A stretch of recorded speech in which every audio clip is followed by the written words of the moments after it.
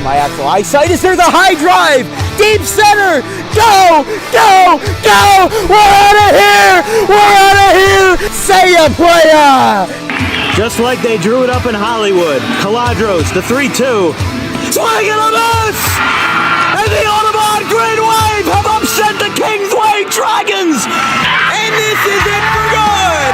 The Audubon Green Wave are back in the Final Four! A dog pile on their side! All right, ladies and gentlemen, welcome to DW Broadcasting's coverage of men's varsity. From our entire crew, we'll see you tomorrow. Have a good one, folks.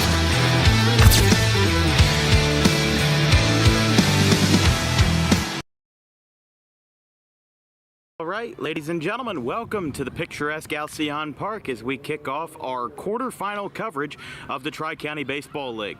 We've got a packed schedule this week with games tonight, tomorrow, and possibly Wednesday, depending on how the four series play out.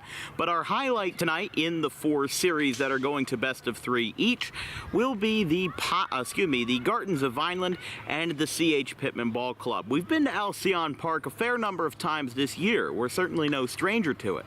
And we are certainly no stranger to this Garton's CHP matchup. But Chris Rollins, the man who we have seen at his highest and at his lowest this year with a 0.38 ERA, with most of those earned runs coming in the one start that we did televise, versus Jordan Silvestri of Immaculata, who's got a 1 flat ERA, but only 7 innings to work with. So we'll see how these two duke it out tonight. These are two high-energy offenses and two high-energy teams where their rosters are only bolstering by the day. The Gartons took care of business versus Burlington Township last week in the last game that we covered for the Tri-County Baseball League. And with the league coordinator Bill Cohood away, we'll see if he'll be watching this high-powered action matchup here this Monday afternoon. We'll let you know, depending on the results of tonight's games in the other three quarterfinal matchups, where we'll be covering tomorrow's game and possibly Wednesday. Because if there's a best of three, we'll obviously want to get to one. So we'll see what happens, but for now, I'm Dan Wilkins with my producer Vincent Vogt, and both teams are gathered outside of their dugouts, getting ready to take the field. So we'll be right back with starting lineups and first pitch right here on Dan Wilkins Broadcasting coverage of the Tri-County Baseball League.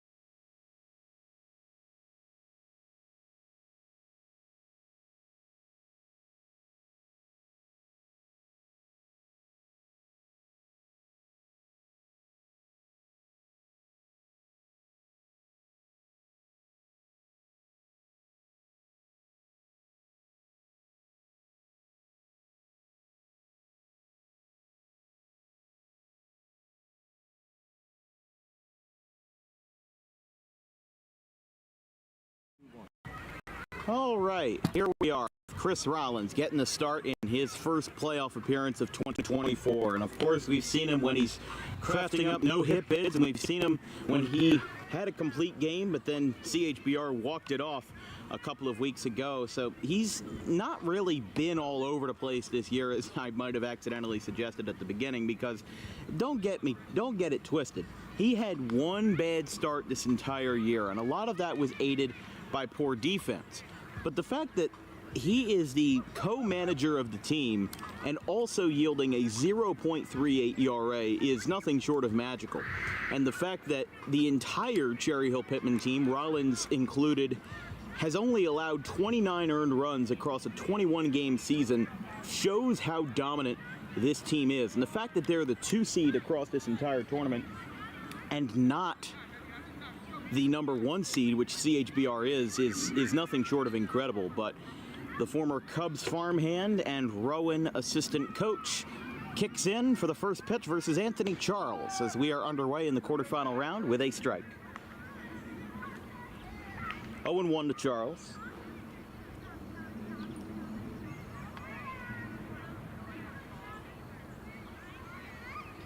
As Charles goes the other way into straightaway left, and Austin Lay is going to bring that one in. Or excuse me, not Austin Lay, but instead their left fielder being Scott Shaw. One away now for Ryan Nutley of Rutgers Camden.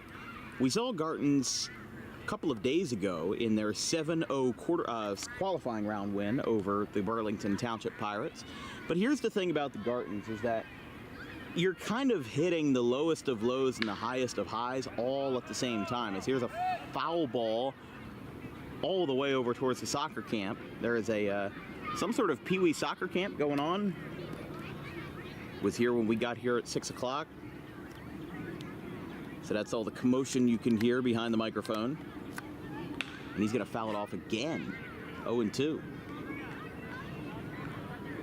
But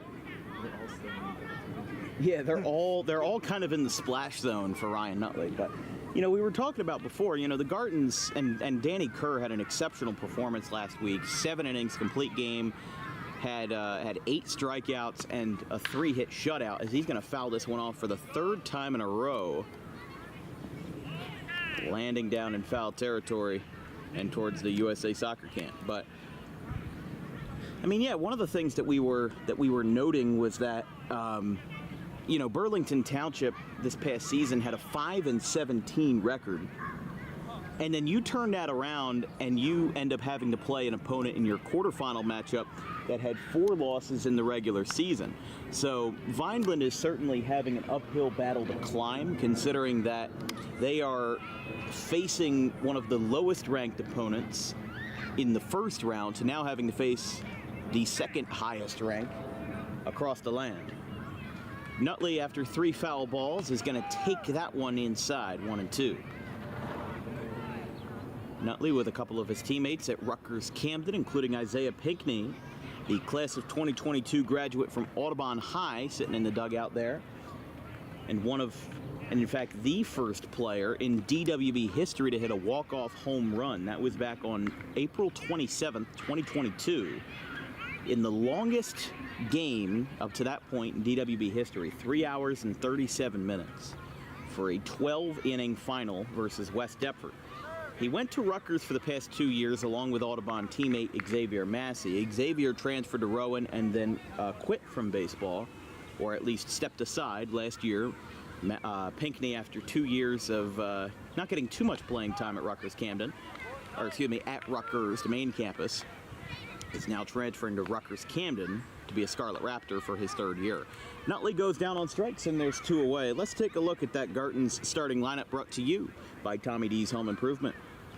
For Chris Williams and his Vineland club, you've got Anthony Charles in right, Ryan Nutley at 3rd base, Sebastian Pisacreta at the EH spot. UCF's Darren Fisher takes the center field position in the cleanup spot. Kyle Cupsey is the DH batting 5th. Kingsway's Tommy Popoff is the first baseman batting 6th. Joey Peacock in left, Josh Finger behind the plate, Jack Peacock at 2nd, and Ruga at short with Jordan Silvestri of Immaculata as the starting pitcher. Swing and a miss and a quick 0-2 count to Vineland, as Billy Rice, the former Phillies farmhand outfielder, will be the first to bat for Cherry Hill Pitman in the bottom of the 1st. But yeah, as we said, there's a couple of other games going on throughout South Jersey tonight. So when we know what the final scores are, we'll let you know what our decision is for where to go tomorrow. And then if any of those series go to a Game 3, we'll be working Monday, Tuesday, Wednesday.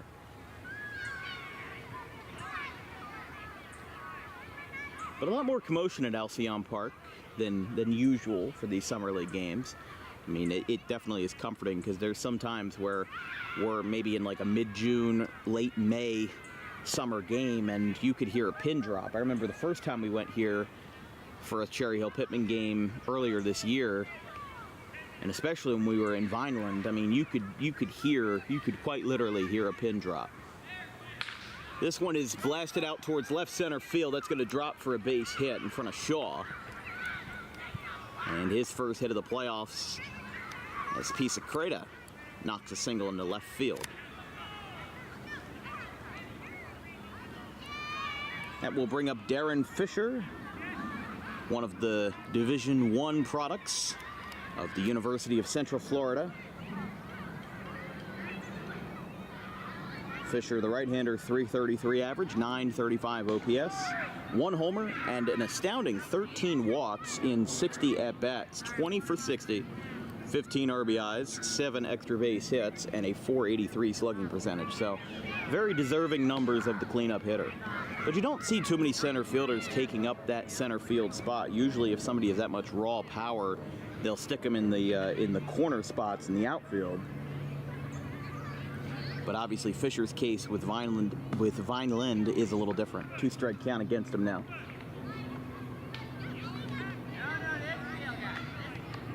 It'll be Rice, Gonzalez, and Lay, the 1-2-3 hitters for Pitman in the bottom of the first. This one is fouled way back over towards the soccer camp again.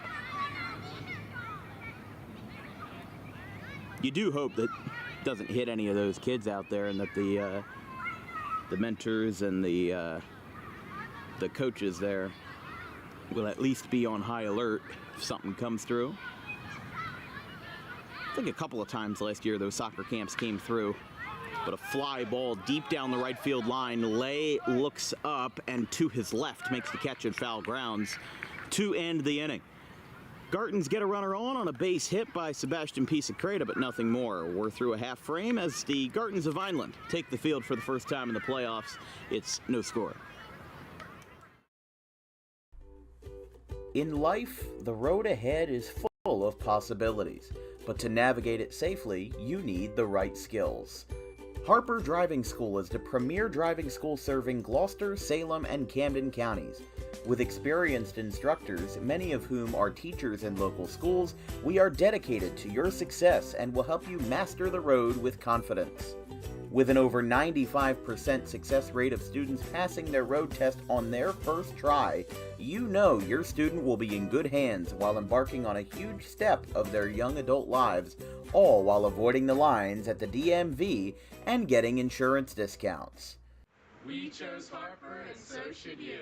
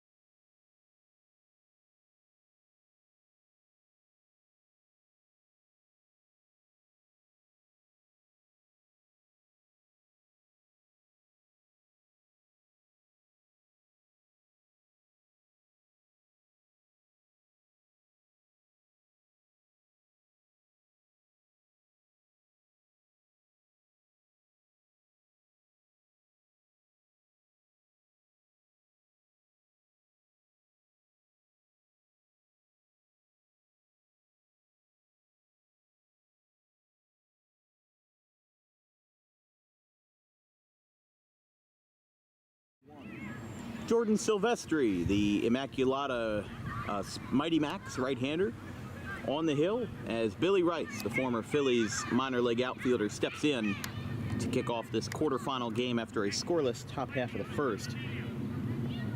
As the right-hander with 7 innings pitched and 1 ERA fires the ball, 1-0. Let's take a look at that CHP starting lineup brought to you by Tommy D's Home Improvement. For the home side tonight, defending their home field of Alcyon Park, it's Billy Rice in center field, Adrian Gonzalez at short, as this one is line foul, 1-1. Austin Lay in right field, Scott Shaw in left, batting fourth rather. Chris Rowlands, the former Cubs right-hander, is the pitcher in DH batting fifth. Luke Lesh at first, batting sixth. Montana Millward is the DH, or the EH, excuse me, with Luke Andre and a fly ball to deep right center. Billy Rice was just a couple of feet away from a home run. He will turn around second, and he's going to pump on the brakes there. Throw back to second, not in time. And Billy Rice knocks in a double to start off the first inning. That was a big hit there, but yeah, as we said, Luke Andre at the second base spot, Stephen Massaro, the TCNJ product and Gloucester assistant coach, and then John Wallace, the catcher. Thought that I had a chance to get out of here for a second. The wind is pretty calm tonight, but you never know with Billy Rice.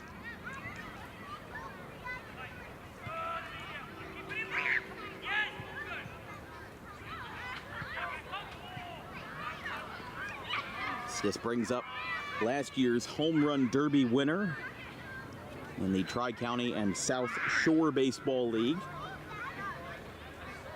From their All-Star game in 2023, Gonzalez was the Home Run Derby winner. Of course, the Tri-County League won their All-Star game by a score of 4-3. In this year's contest, now the word is that Tri-County will be hosting the 2025 All-Star game, which will be the third rendition of that event between these two all-star teams, the two big summer leagues in South Jersey. But that is just something that I saw online. Not sure if that has any merit to it, but there you have it. But Gonzalez looking to drive in Rice with a runner in scoring position, that being Rice after his double to right center. That one is down and away. After Pisacreta holds on to that one. But yeah, like I said, you know, the Gartons of Vineland are right now kind of riding on cloud 9 after the fact that they beat and swept Burlington Township, but that wasn't even the easiest series for them. I mean, yes, Burlington Township was shut out for both games that they played, but it's not like the Gartons really had an easy time on the offensive side. 2-0 in game 1 and 7-0 in game 2, as here comes a fly ball to right, a good throw from deep right field. Huge props there for getting it in there at the hitter-friendly Alcyon, but Rice does advance to third for out number 1. Anthony Charles got that one in pretty swiftly as the Goldie Beacom product tried to throw him out, but to no avail. And Gonzalez, another one out of Rutgers Camden. Of course, graduated quite a couple of years ago. And Silvestri's first pitch to Austin Lay knocks him back a little bit. Lay out of Gwynedd Mercy in eastern Pennsylvania, batting .320 on the campaign, 16 for 50, 3 extra base hits, and a .755 OPS with a 4.11 ERA on the mound and 15 1/3 innings. This one is launched, but foul.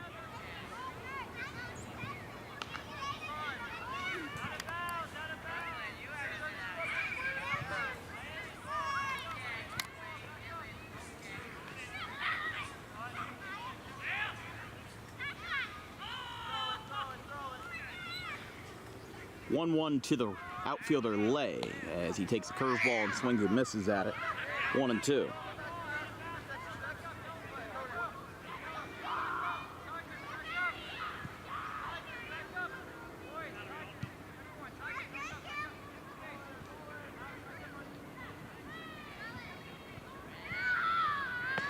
One, 2 is low on the breaking ball. 2-2.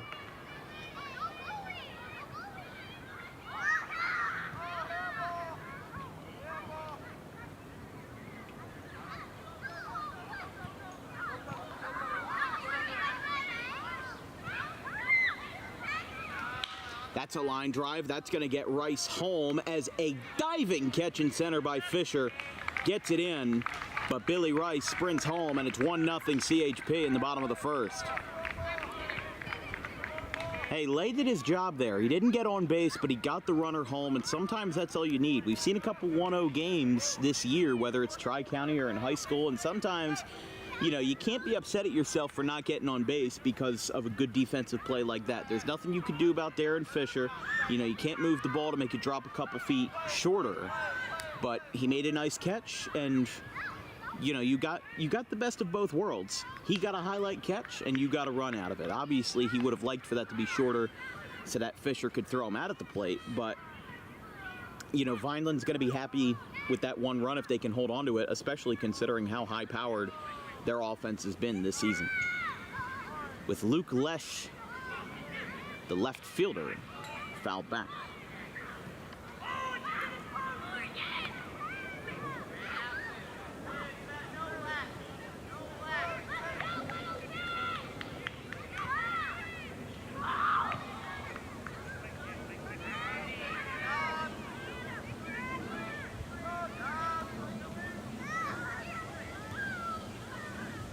This one is hit well and into shallow center field. Fisher is there, and the side is retired. CHP gets one run across on a sacrifice fly from Austin Lay. And after a full frame here in Pitman, 1-0 in favor of the home side. We'll be right back.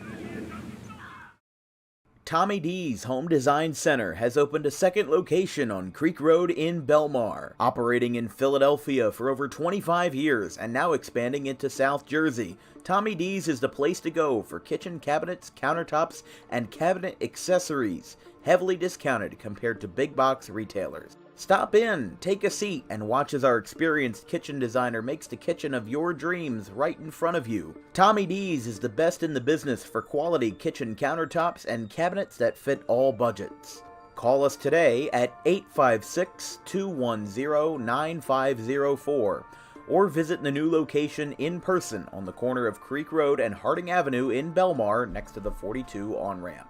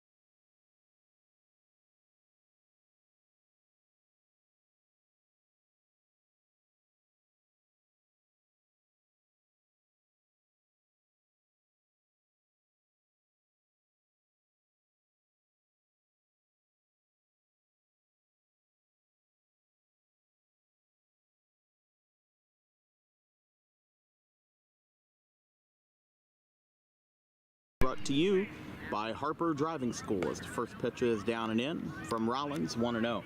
Over 95% of students pass their Harper Driving School test on the first try, so if you like those odds, book an appointment today at Suite 4 of the Total Turf Complex in Pitman, right off of Lambs Road. Big swing and a miss from the lefty. 1-1.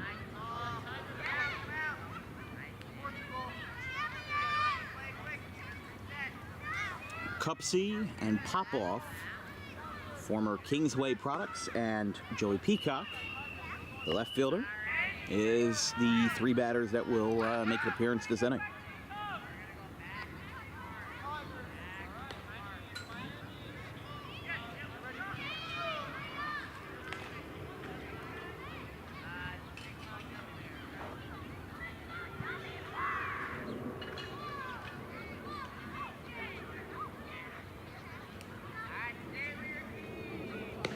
That is ball 4.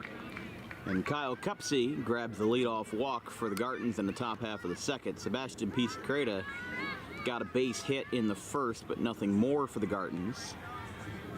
So they'll now add on their second base runner of the night.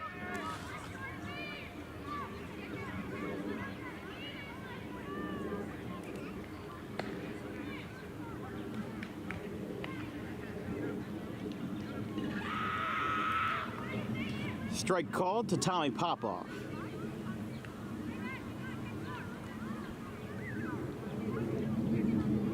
Big swing and a miss there, 0-2. Seems like Garton's, I think they're trying to offset Rollins' quick velocity by just swinging as hard as they can. And this is a little bit different than what we saw versus Burlington Township. And I think the fact that they're playing such different teams from last week to now, that's going to be a balk called against Rollins.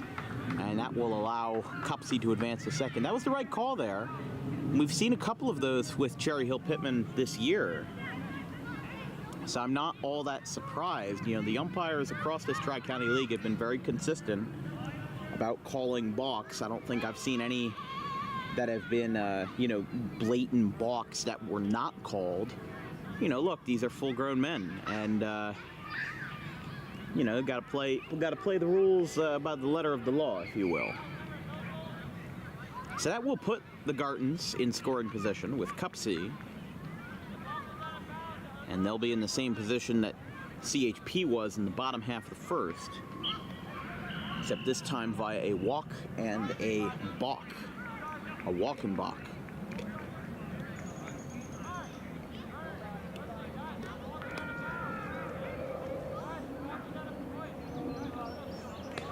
Big swing and a miss.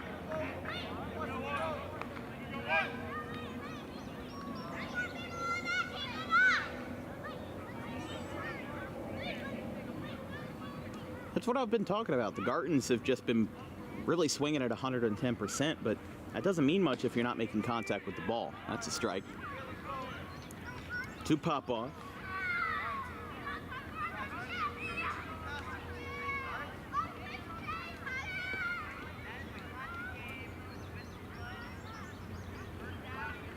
And the pitch. Swing and a miss. And it's 0-2.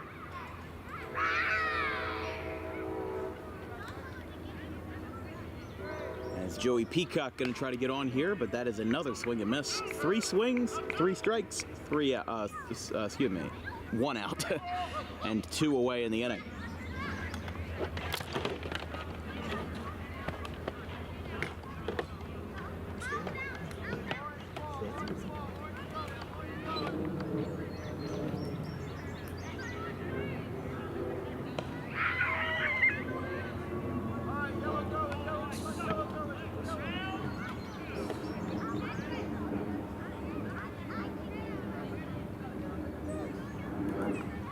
So Josh Finger, the catcher, takes a strike, and it is 1-1. Josh Finger out of Newman University, batting .235, 12 for 51, 8 walks, and just 1 extra base hit, which was a triple. Throw over to first is in time, and Chris Rollins with a almost seamless second frame. He allows a walk, surrenders a balk, but then 2 strikeouts and a weak ground ball take care of the threat. Kip's bad guy still up 1-0 after a frame and a half here from Pitman. Garden State Pet Center is an independently owned full-service pet store. Our specialty is promoting companionship between people and animals by providing the healthiest product choices available, including all-natural foods, supplements that support and relieve health issues, and innovative products for pet parents. Our goal is to provide our customers with a relaxing environment, and while we're not striving to be the biggest store on the East Coast, we're striving to be the best. No other pet store will make you feel at home like we do. At Garden State Pet Center, we view pets as members of the family. We don't believe in fast, high-pressure sales, but instead matching up the right pet with the right owners, as you are making a lifelong commitment. Together with our team members, we would like your visit to our store to be both enjoyable and educational. Simply drop in and take a look around. View the birds, reptiles, small animals, toys, food, cages, and miscellaneous items. Learn of the services we have to offer and decide for yourself if this is the store you'd like to call your home away from home. Victor Santucci, owner of Garden State Pet Center. Visit us today at 226 South Whitehorse Pike in Audubon, New Jersey. We're open 7 days a week for all of your pets' needs.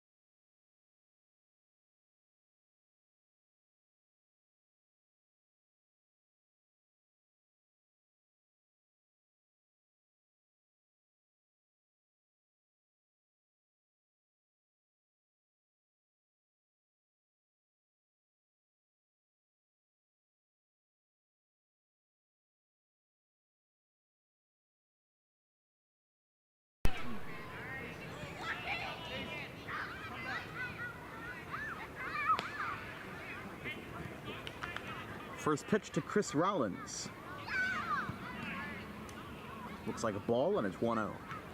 Wish they had the scoreboard running here. It would be really nice, because during the Pitman High baseball games that we've covered aplenty here, they have the scoreboard running. It's a nice little incandescent light bulb, and you know, it's not digital or anything. It runs directly from the press box. It's wired through the ground, but they don't have it for any of the summer games. And I just wish that somebody, you know, like the Millwards or something gave somebody a key, because sometimes, you know, we have interruptions in the video, and it just makes the experience of Alcyon Park a little bit better. You know, like having the people here in the soccer camps, you know, the screeches of the little kids might be a little annoying at first, but then you realize, you know, hey, it's not so quiet that you can kind of hear your own thoughts, if you will. You know, it's a little bit more of a natural feeling, seeing people, you know, running around the, or even just taking a stroll around the path behind us. It's a charming experience. That's going to be a base hit in the left for Chris Rollins, as the pitcher and DH helps his own cause with a knock to start off the second. 5, 6, and 7 due up,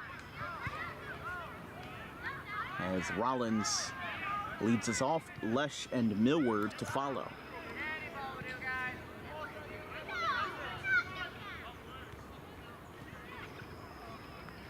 Still no strikeouts for Silvestri. The first inning sequence went with a double, fly out to right, sac fly to center, and a fly out to center. There's a first pitch ground ball. That is a fair ball down the right field line. This one might even go out of play. It will stay in the ballpark. Charles with a strong throw to second base, and he got him. A huge throw from Anthony Charles gets Rollins to third, but retires Luke Lesh. And there is one away. I don't even think that was a greedy send either. I mean, Charles has had a great arm out there all night. And this was just an instance where it worked in his favor. So here is Montana Millward.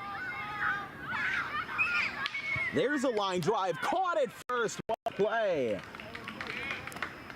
How about that? An excellent catch at first for out number 2. We've seen more web gems than we can count in this frame.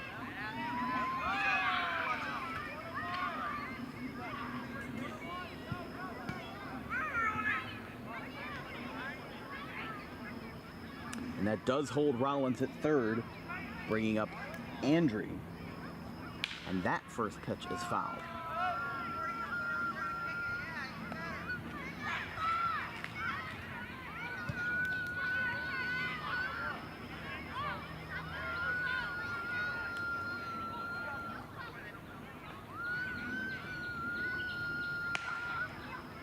Outside, 1-1.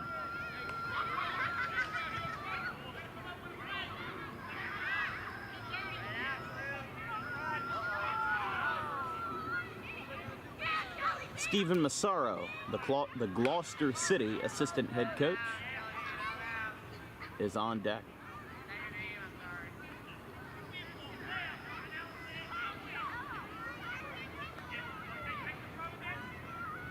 But about a half hour into this one in the bottom of the second inning, CHP trying to extend their lead after one run in the first, trying to avoid a goose egg frame in the second. That one is down. Rollins breaks for home, but he holds up.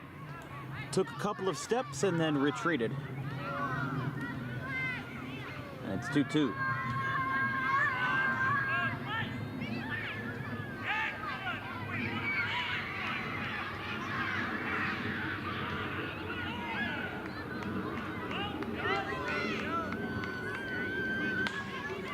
One is popped up and it's fouled.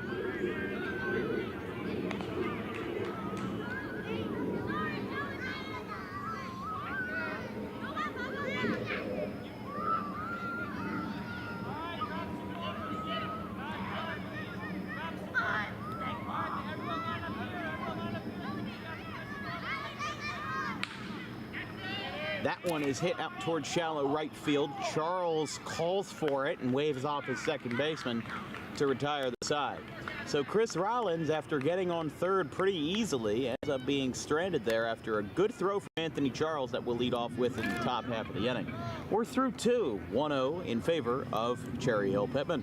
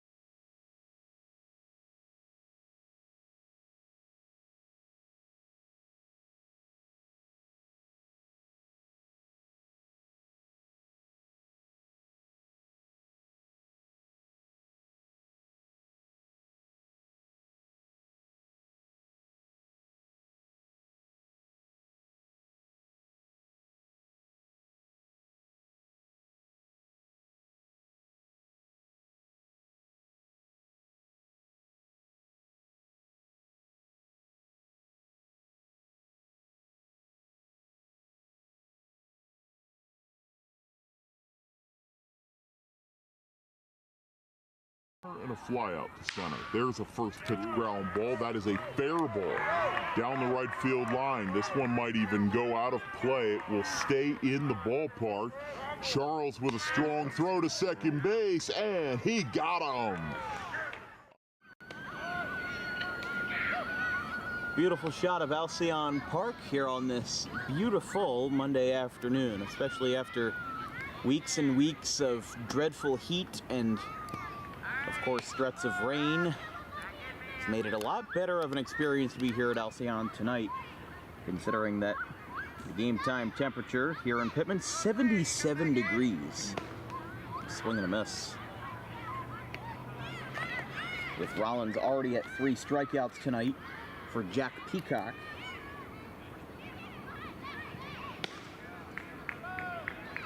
And that's strikeout number 4. I apologize, 1 and 2. Fouled back into the bushes.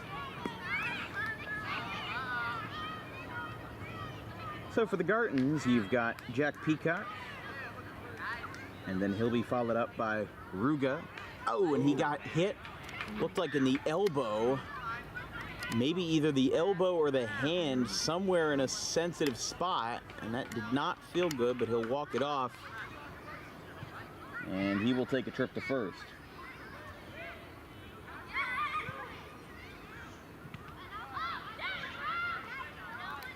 So he's getting a slow walk with Chris Williams over to first base, and rightfully so. Not sure whether that hit him in the elbow or whether it hit him in the wrist or the hand, but he's at second base tonight, so hopefully, worst comes to worst, if there is an injury there, you hope it's nothing too serious, but he appears to be okay and just needed to shake it off a little bit. And he'll stay in the game for Ruga.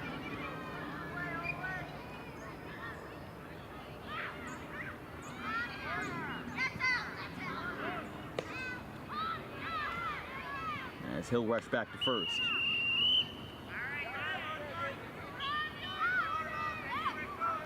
Logan Ruga out of Atlantic Tech, or ACIT, a team that made its DWB debut back in May of this year in a softball game versus GCIT.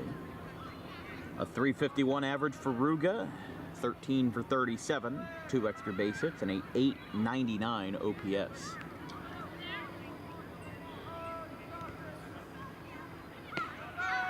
Strike called, and it is 1-2. Nobody out but a leadoff runner, with Ruga trying to be the first to get a run across for the Gartons tonight, after they combined for a 9-0 shutout of the Burlington Township Pirates across their 2 series. And a strikeout to Ruga is the fourth strikeout for Rollins. Out number 1. We go back to the top of the order for Anthony Charles, who you saw in that replay made a nice throw from right field to get a quick out.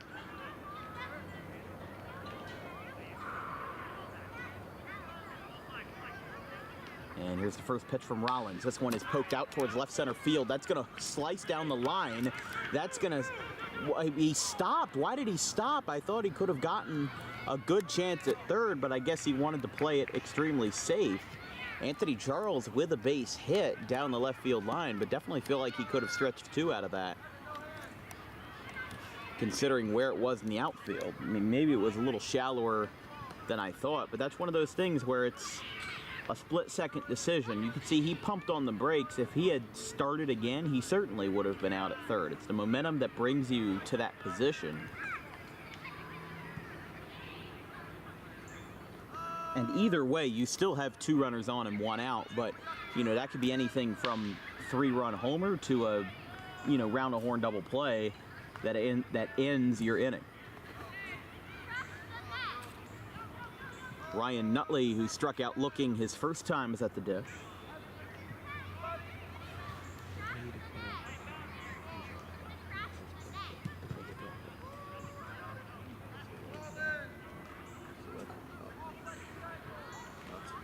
Here's the pitch.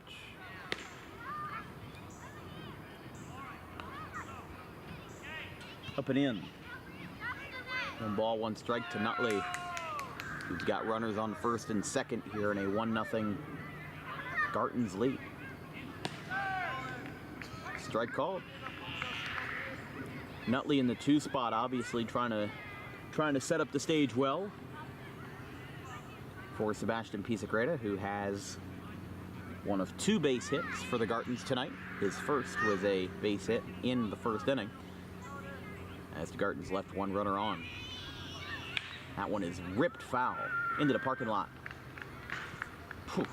That actually hit the grandstands of the softball field, or even the Little League field over there. You can see where those grandstands are. That is a decent distance away, I'll tell you that. Not an easy feat right there.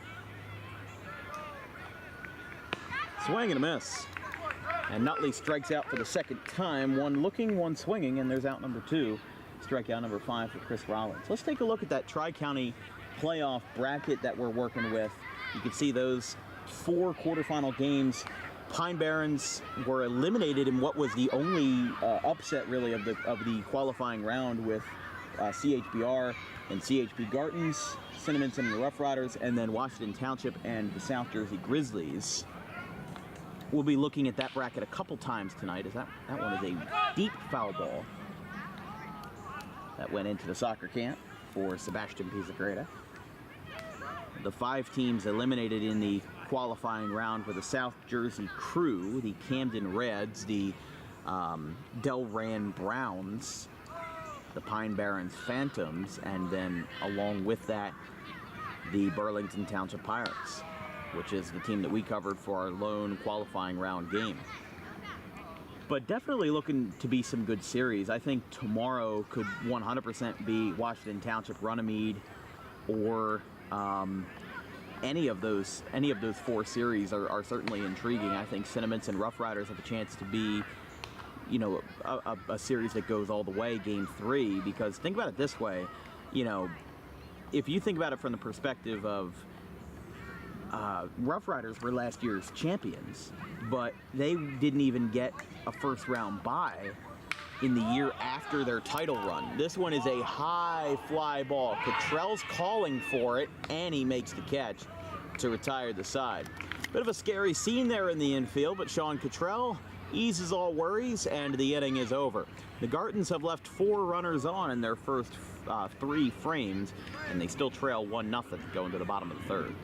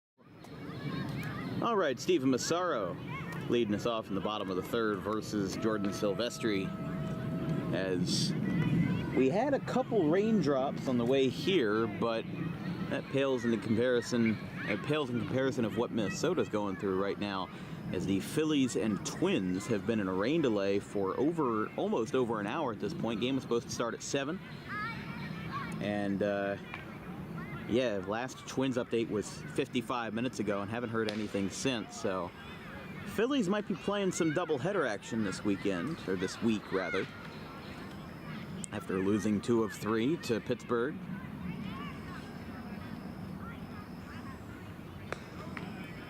So it's always amazing how the Phillies fan base has traveled to nearby cities. You know, they played in Baltimore at Camden Yards earlier this year, and it looked about half-half between Orioles and Phillies fans. You know, and those guys were making a 2-hour trip, as a short fly ball in the center is caught by the shortstop,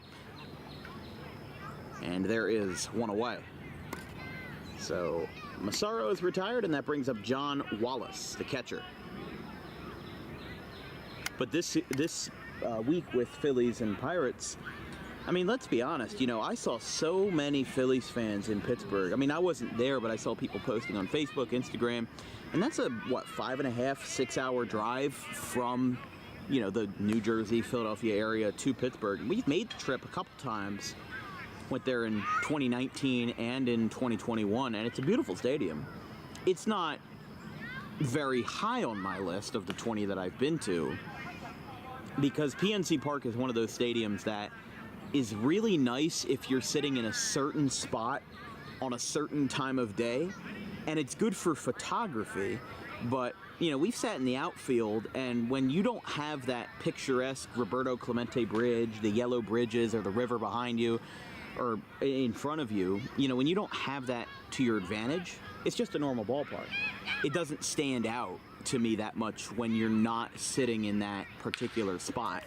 Wallace ropes this one in the straightaway center, and Darren Fisher does not have to move much to make that play for out number 2.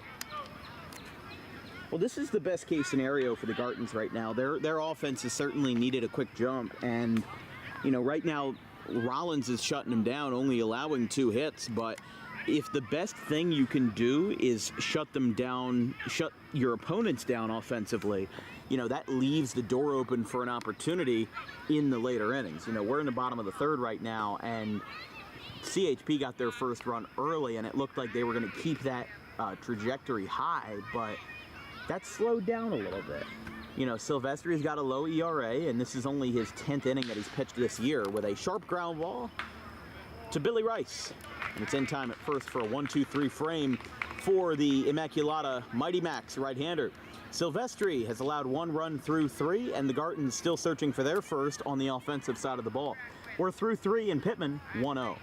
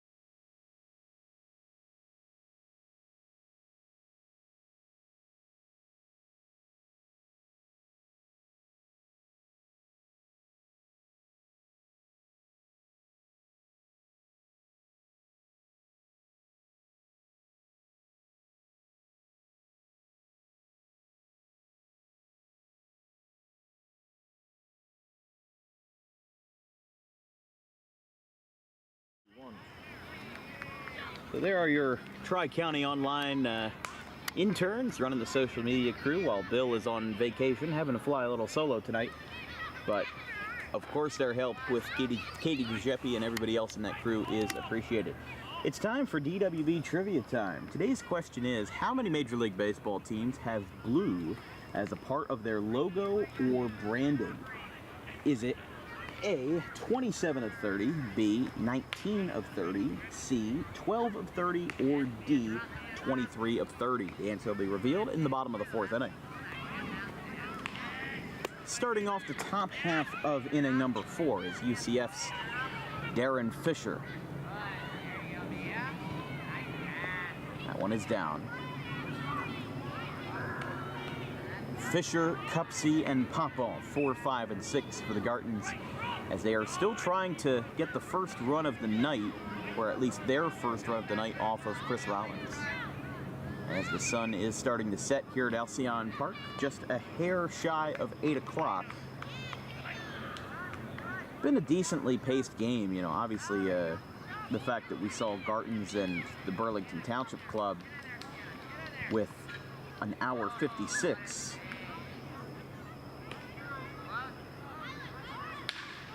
And a ground ball, base hit in the left. Darren Fisher gets a base hit to start us off in the 4th. But, those two American Legion games, we did 332 and 304 respectively. Were definitely drags, to say the least. Fisher with Garton's 3rd hit of the night, as Kyle Cupsey grabs a bat and takes a strike, 0-1. As we said, when we have updates on the other 3 games going on, Washington Township and the South Jersey Grizzlies, which is in Washington Township. Along with that, the Rough Riders of Haddonfield and the Sentiments and Reds. And then that 4th series, which includes CHBR and the Sewell Wolves, which they are the only newly formed team to reach the second round of the playoffs this year. The Sewell Wolves and the South Jersey Crew were the new teams added this year after only one team dropped out, the Haddonfield Dogs. But the two new guys, the Wolves and the Crew was eliminated in the first round by by the South Jersey Grizzlies, and then the Wolves actually upset the Pine Barrens club in 3 games, taking that series all the way to get themselves to their first ever quarterfinal matchup. So we definitely have our work cut out for us in terms of finding out our options. As Rollins, wow, what a scoop and throw, but not in time. A heck of an effort. But Kyle Cupsey gets on. That ball deflected off of him somewhere, off of his person, and he had to chase the ball all the way to the edge of the infield where he made a last-ditch throw, but it was for naught as he gets a base hit allowed, back-to-back, and the 4th total tonight. As just a quick meeting there by Wallace, along with Massaro and Rollins. I don't know where that hit him, but that was kind of like a Vince Velasquez kind of play from a couple of years ago when he used his left hand to throw the guy out at first. It was a similar situation to that. He gets hit somewhere. He doesn't care where it hit him or where it hurts. You know, he's going to do what he has to do to make the play. And, you know, I know that there's some pitchers out there that would have just seen the ball rolling in the infield and they wouldn't have slid. They wouldn't have made a throw. They just pick it up. They cut their losses and they go from there. But there was no way that the way Chris Rollins is, that's never going to happen. That one is outside to Tommy Popoff of Kingsway. As he's definitely in his toughest position that we've seen tonight. And that one is low and everybody holds up.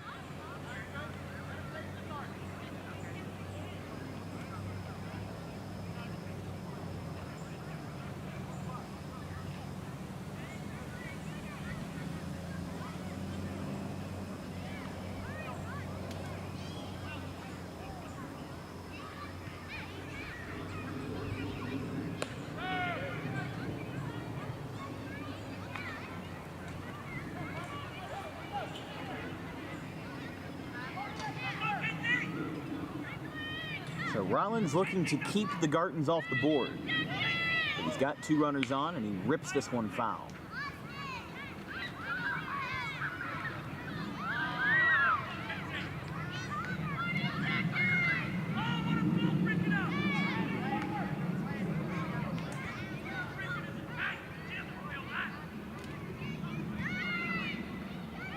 Two balls, 2 strikes.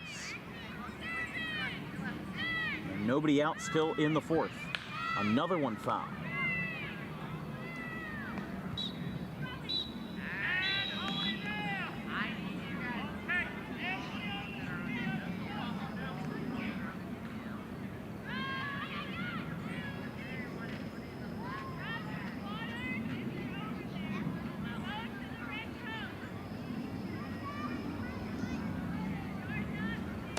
Swing and miss. Strikeout number 6 for Chris Rollins, and Popoff strikes out for the 2nd time today, bringing up Joey Peacock, the left fielder.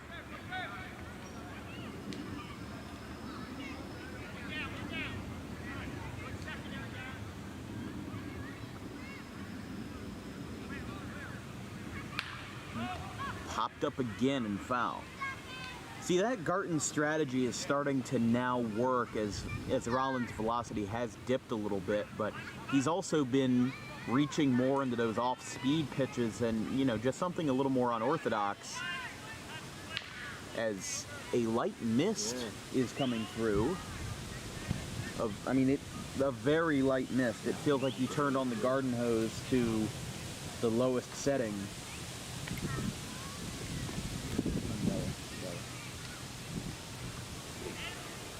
Of course, the cloud cover here has been rather inconsistent tonight. It feels a little odd, that's all. It doesn't feel like rain, it just feels like It feels like the water that comes out of a garden hose. But it's going to be like this all week. Rain on, rain off. We might not even have any games tomorrow. This one's going to be a roper in the right field. It goes under the glove of Lay. This is going to tie the game. A fired ball into second base. He throws it home, but to no avail. And the game is tied 1-1 on an RBI double by Joey Peacock. And the Gartons are not only on the board, but they are 90 feet away from taking the lead here in game one.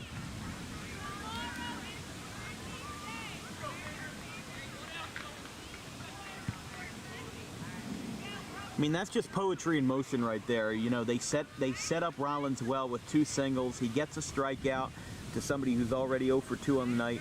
And, you know, now he's obviously in a lot different of a situation because he went from, you know, kind of being on cloud 9 to now having this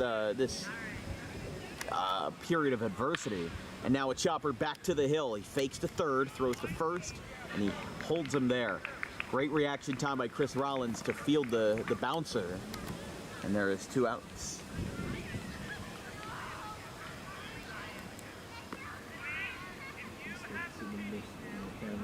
You can see it? A little bit. A little bit? Yeah, I mean, it's very, very lightly raining. As a pop-up into shallow right, you can hear the communication, and it's caught to retire the side. Gartons get on the board with an RBI double, but they hold another 2 runners on for their 5th and 6th left on base runners tonight. Rain's starting to come down a little bit, but nothing too heavy, knock on wood, after going to the bottom of the 4th, 1-1 score.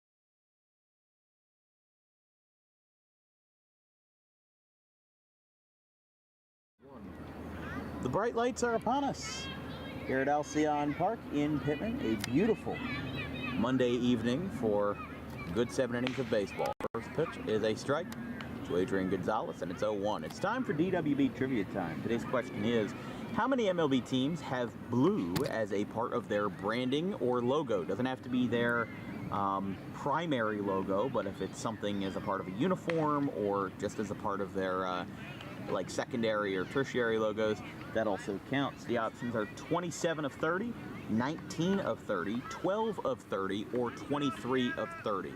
Vincent Vogt, our producer tonight, do you have a guess? That's tough because I tried to remember as good as I could the ones that have blue, but I'll go with B. You'd be correct. That is the That is the right answer. 19 of 30 Major League Ball clubs have blue as a part of their logo or as a part of their branding. One is down to Gonzalez. There's 2, 3, and 4. Batting in the fourth for CHP, Gonzalez, Lay, and Shaw. 2 balls, 1 strike, nobody out, and a 1-1 tie game. And Gonzalez ropes this one out towards center field, and it is going to one-hop off the fence. That one was just like Billy Rice's hit, where it had a chance but held in, and a leadoff double for AG, Adrian Gonzalez.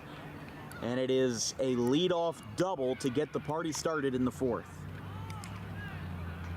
I mean, hey, not every swing has to be a home run, but for a guy that has as much raw power as this shortstop does, it definitely makes the job easier. And a mound visit here. Chris Williams not in that huddle. He's still on his top step in the dugout. And they will take the Immaculata right-hander Silvestri out of the game.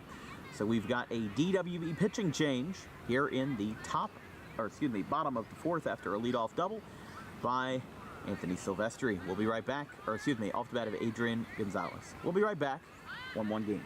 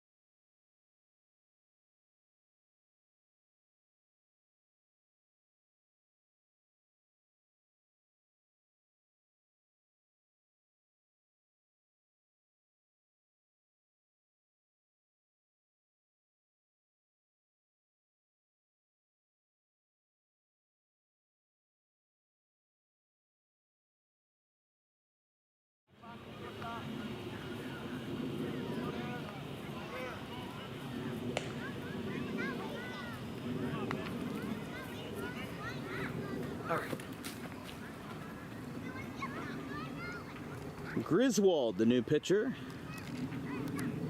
To get a quick confirmation there from our good friend Anthony Charles.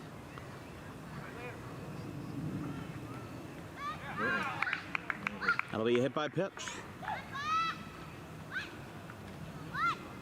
So Gonzalez still holds at second. Tyler Griswold out of Rutgers Camden. Sitting pretty with a 1.31 ERA in 21 1/3 innings, 18 walks, 23 strikeouts, and a 1.5 whip.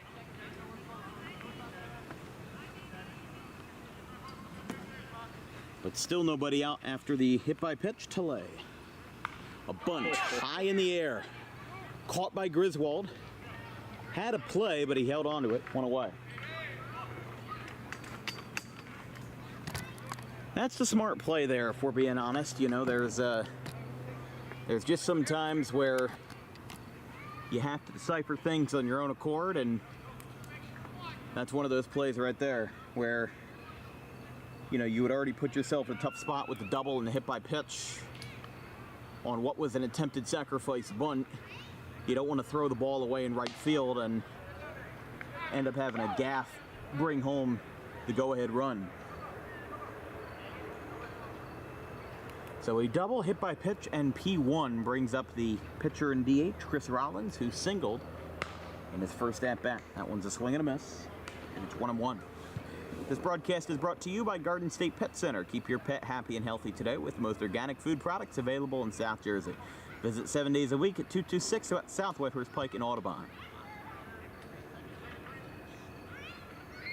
Rollins, a country mile in the air. Where's this going to land? It is caught at short. 2 outs. I gotta say, Garton's, they have been transitioning very well from the start of this game to the middle innings where we are right now. You know, it is not easy to make drastic mid-game adjustments to improve your team, but they didn't seem like they had much of a prayer versus Chris Rollins. Now they're actually barreling him up. They're realizing what he has in the tank. And guess what? These guys are a part of the same division in the Tri-County South, so they are no strangers to Chris Rollins. They are no strangers to Billy Rice and Adrian Gonzalez. They're no strangers to this entire team.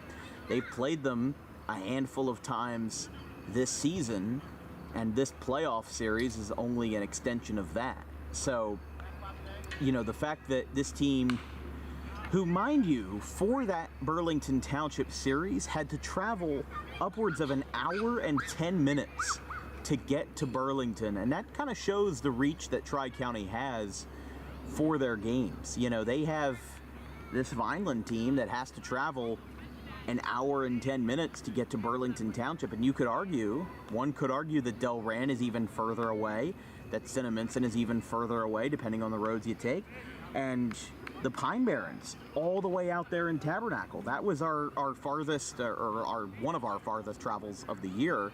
You know, we had to go to Vineland opening week. That was a different story because that was a good 45 minutes, but you know, these guys are pretty spread out. You know, they are the Tri-County with 2 outs and the bases loaded.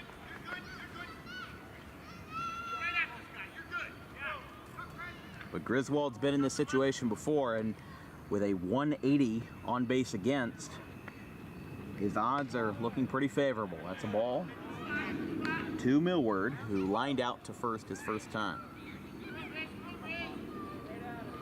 But yeah, you've got your teams in Camden County, and you've got your teams in Cumberland, and then Gloucester County as well. But you also have to remember that the Pine Barrens, if I'm not mistaken, are a part of Tabernacle, which is also in Burlington County. And then you've got Burlington Township and Delran, Cinnaminson. So if you think about it, it does take up 4 counties instead of 3 because of the Vineland team, which wasn't always there. I mean, the Vineland team hasn't always been a staple of the Tri-County League. Teams like CHP with Kip Bard's club and some of the other ones are a little bit more storied. But you got to remember, just a couple of years ago, the Tri-County League looked very different and didn't have any semblance of divisions before they acquired the Rancocas Valley League in 2022 and absorbed 4 of their teams, or excuse me, absorbed 3 of their teams.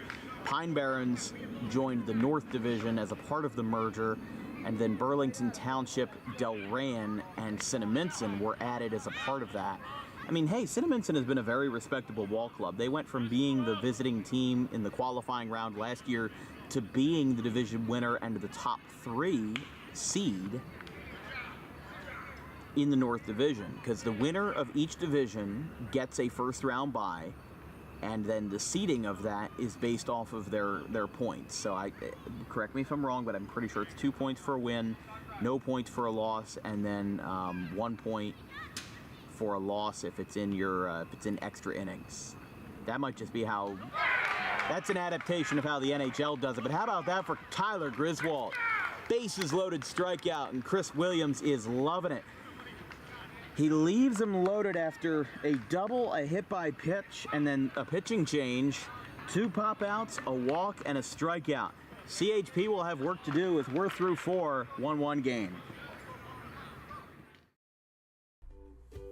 In life, the road ahead is full of possibilities, but to navigate it safely, you need the right skills. Harper Driving School is the premier driving school serving Gloucester, Salem, and Camden counties. With experienced instructors, many of whom are teachers in local schools, we are dedicated to your success and will help you master the road with confidence. With an over 95% success rate of students passing their road test on their first try, you know your student will be in good hands while embarking on a huge step of their young adult lives, all while avoiding the lines at the DMV and getting insurance discounts. We chose Harper, and so should you.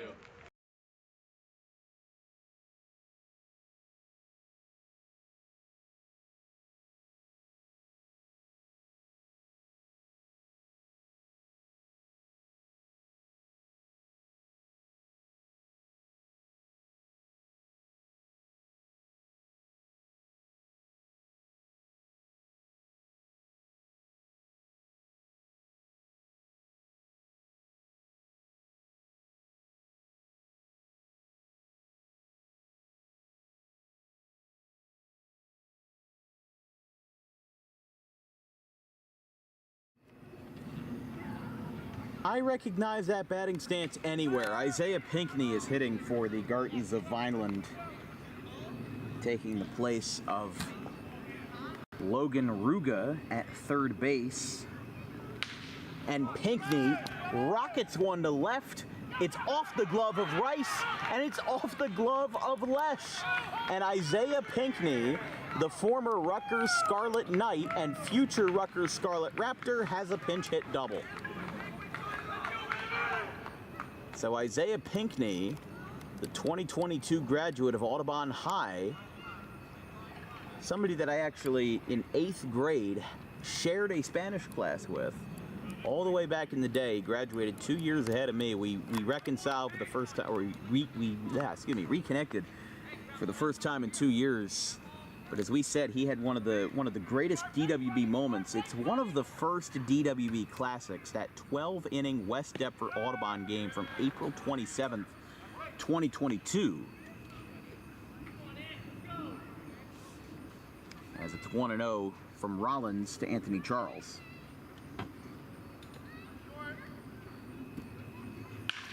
That one is roped into center field. Rice dives. He did not come up with it. Wait, no, he did come up with it, and he tagged the bag for a double play. They called that a catch in center field, and Rice shuts down the Gartons in the blink of an eye with an 8-4 double play. That did not look like a catch at first, but they say it will be. And now Ryan Nutley, who was going to come up with multiple runners on, now has nothing to build off of, as he is already 0 for 2 with 2 strikeouts. Wow. I wasn't sure if he made that catch at first. And now Nutley takes another strike, 0-2.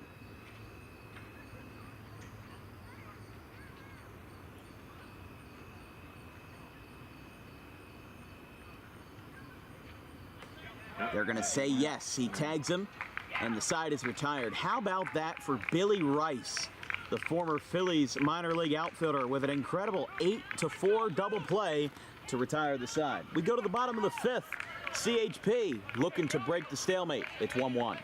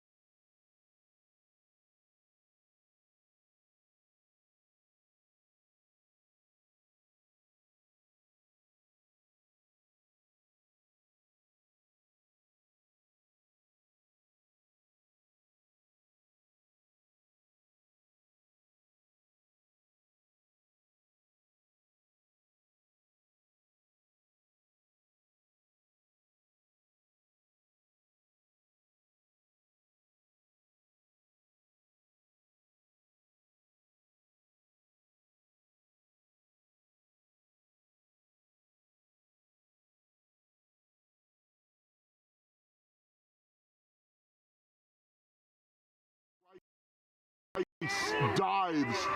He did not come up with it. Wait, no, he did come up with it, and he tagged the bag for... Starting off the bottom of the fifth, Anthony Charles just asked us if Billy Rice made the catch, and we told it like it is. It is one of those plays, like you were saying in break, Vince, with Nick Castellanos, where he does that sliding maneuver, and it looks like, you know, he sells it very well. This one's going to be a base hit for Jake Andre, as that almost was more, but he held on to it after a bit of a gaffe in right center field. Andre now 1 for 2, bringing up Steven Massaro, the graduate of TCNJ. But yeah, I mean, that was a very, very close play, and we slowed it down. I looked at it a couple of times, and it did look like he made the play successfully. A couple of changes. Ruga, who was the shortstop, they're making a 1-for-1 switch here. So the third baseman was Ryan Nutley. He now moves to short, and the Rutgers third baseman Isaiah Pinckney, who pinch hit for the shortstop, now is playing at third base. So Nutley is at short, which he has done plenty of times before, and Isaiah Pinckney is at third base. So that was just a 1-for-1 defensive switch there in the field after the pinch hit. That one goes to the backstop, and trotting into second base is Andre.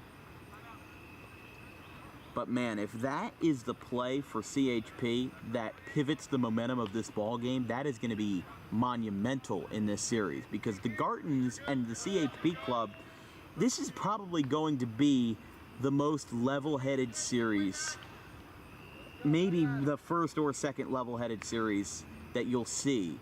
You know, I think CHBR third base, I think they're going to go over the Wolves there, but I don't know how game one is going right now.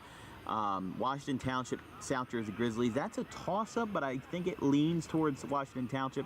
These are just two powerhouses right here. We saw them the first ever time we covered a DWB game for Tri-County, as that's going to be a base hit in the center field. He lines up a throw and rockets it to Griswold. And he'll hold him there. So Massaro gets a base hit. But now there's runners on the corners with nobody out, as CHP, for the second inning in a row, is threatening. Here's John Wallace, who flew out to center his first time. And if he barrels up a ball, could certainly make a difference here. Although they are making a substitution. That's Lou Alvarado at the plate. A fan favorite in the DWB circles. Actually, no, I'm sorry. That is neither of them. That is Vic Okendo, pinch hitting for Wallace. Saw him roaming around a couple of innings ago and had to pick up a couple foul balls that went into the field of play. But other than that, you know, saw him warming up as well in full uniform. So I had a feeling that he could make an appearance tonight. Okendo takes a strike. And it's 1-2. But back-to-back singles put CHP on the map with a chance to score and take the lead in the bottom of the fifth. Runner goes. And strike three. Okendo is out, but Massaro gets down to second, uncontested. So there is one away, and now two runners in scoring position. As we go back to the top of the order for Billy Rice, I mean, definitely has a chance to be a player of the game candidate with what he has done tonight. The fact that he started off the offense with a leadoff double and now launches this one into right, or excuse me, into left field. Runner will tag, but he will hold up, and Pinckney makes the pivot to successfully hold that runner at bay at third. 2 down.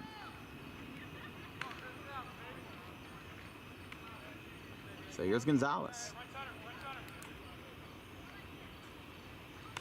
I certainly thought that at the very least that was going to be a sac fly. I mean, that was plenty deep enough But for somebody like Jake Andre, he's not Billy Rice. He's not Adrian Gonzalez. There's levels to it.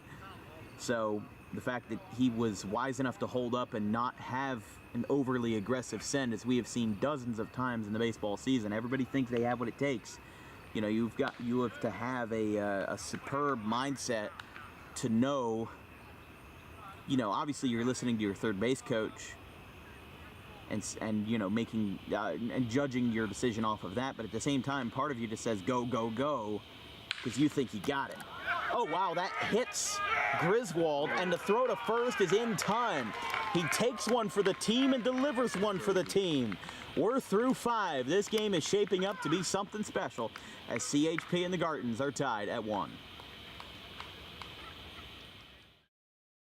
Tommy D's Home Design Center has opened a second location on Creek Road in Belmar, operating in Philadelphia for over 25 years and now expanding into South Jersey. Tommy D's is the place to go for kitchen cabinets, countertops, and cabinet accessories, heavily discounted compared to big box retailers. Stop in, take a seat, and watch as our experienced kitchen designer makes the kitchen of your dreams right in front of you. Tommy D's is the best in the business for quality kitchen countertops and cabinets that fit all budgets. Call us today at 856-210-9504 or visit the new location in person on the corner of Creek Road and Harding Avenue in Belmar next to the 42 on-ramp.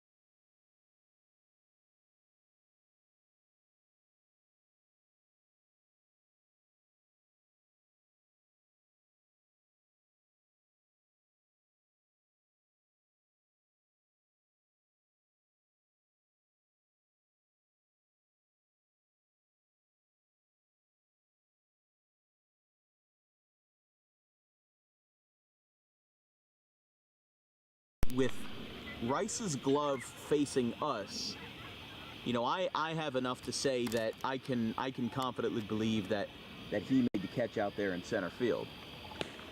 I think that's an important part of the game, but I also commend the fact that the players and the umpire are asking, even the umpire, asking us, do you think he made the catch? Because obviously, bygones are bygones, and because of the fact that it didn't affect too much as of now, it's still a little contentious, though. Obviously, some Gartons folks are going to say, well, he didn't make the catch, but I told Anthony Charles, he turned around in right field during the break, and he asked me, he said, do you think he made the catch? And I said, yes. It was very close. I'll give him that. But the umpires made the right call. And, the umpires should be commended more when they make the right call instead of being scorned when they make the wrong call. If it's a really blatant call at the end of the game, yes, I understand that. But, right now we're only in the middle innings of the game, and these guys are, working for their dues so that they can, feed their family at home. Strike called as Rollins picks up his 7th strikeout of the night, as Nutley went down on strikes to end the inning, and then that follows up with a piece of crate strikeout to start the 5th. Darren Fisher, the center fielder, 1 for 2, a fly out to right and a single up the middle in the 4th.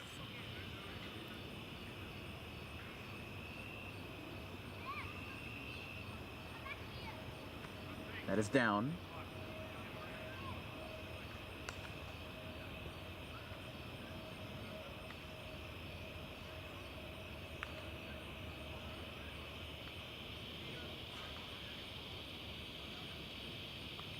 Rollins taking his time. Still taking his time, and pitch. Didn't get that. Billy Rice, a very outspoken fella, and not a fan of that call there.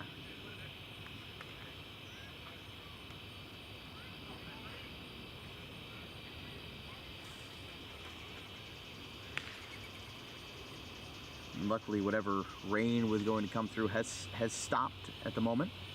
Might come by around 10 p.m., but at this point, shouldn't be worried about that.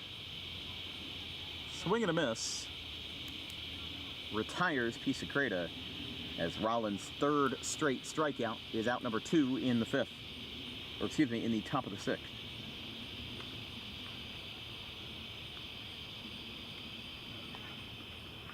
So 9 strikeouts as Rollins still working through 5 2/3 now.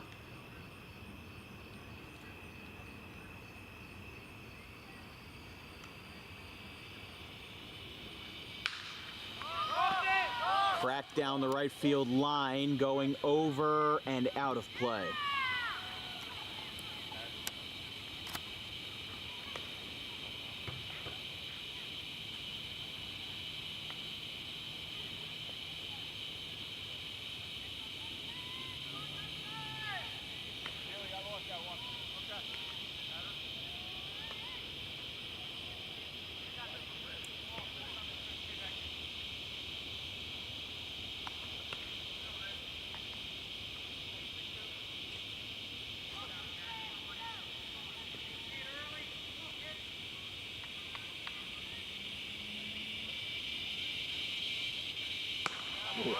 Whew.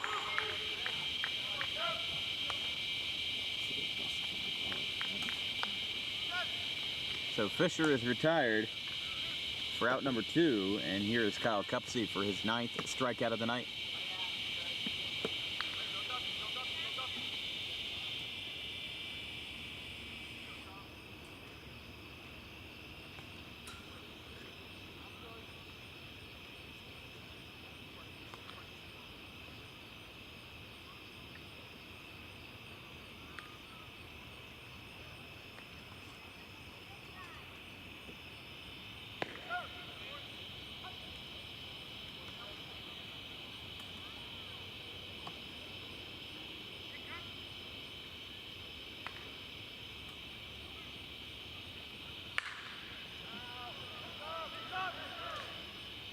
Fouled over down the left field line. Cherry and Pitman telling their folks to watch out.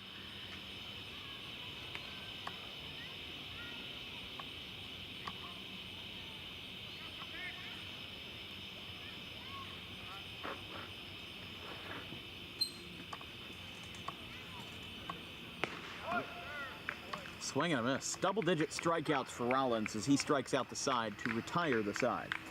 We are going to the bottom of the 6th. Cherry Hill Pitman with a chance to take the lead. It's 1-1. Garden State Pet Center is an independently owned full-service pet store. Our specialty is promoting companionship between people and animals by providing the healthiest product choices available, including all-natural foods, supplements that support and relieve health issues, and innovative products for pet parents. Our goal is to provide our customers with a relaxing environment, and while we're not striving to be the biggest store on the East Coast, we're striving to be the best. No other pet store will make you feel at home like we do. At Garden State Pet Center, we view pets as members of the family. We don't believe in fast, high-pressure sales, but instead matching up the right pet with the right owners, as you are making a lifelong commitment. Together with our team members, we would like your visit to our store to be both enjoyable and educational. Simply drop in and take a look around. View the birds, reptiles, small animals, toys, food, cages, and miscellaneous items. Learn of the services we have to offer and decide for yourself if this is the store you'd like to call your home away from home. Victor Santucci, owner of Garden State Pet Center. Visit us today at 226 South Whitehorse Pike in Audubon, New Jersey. We're open 7 days a week for all of your pets' needs.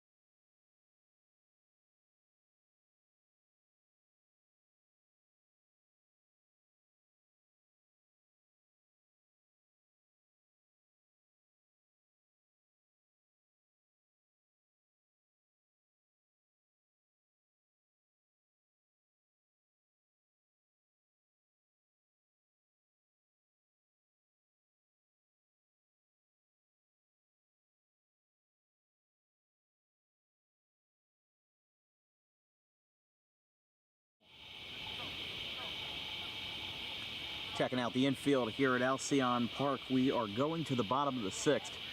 Austin Lay getting it started with a chance to be the hero, and of course CHP still has to defend it on their side of the ball as the Gartons trot out a new pitcher, number 21, which is not Tyler Griswold and is certainly not Jordan Silvestri, but we'll let you know when we have an update on that. It is going to be Lay, Shaw, and Rollins. 3, 4, and 5. Cracked into right, base hit. That's what he needed there. He needed that kind of lift, and Austin Lay, who has done 3 different things tonight, a sac fly, a hit by pitch, and a single. He's contributed in multiple different ways.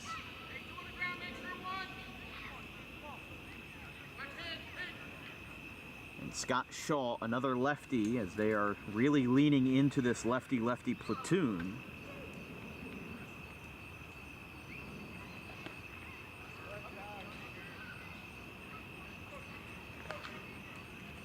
Starts off the count with a ball.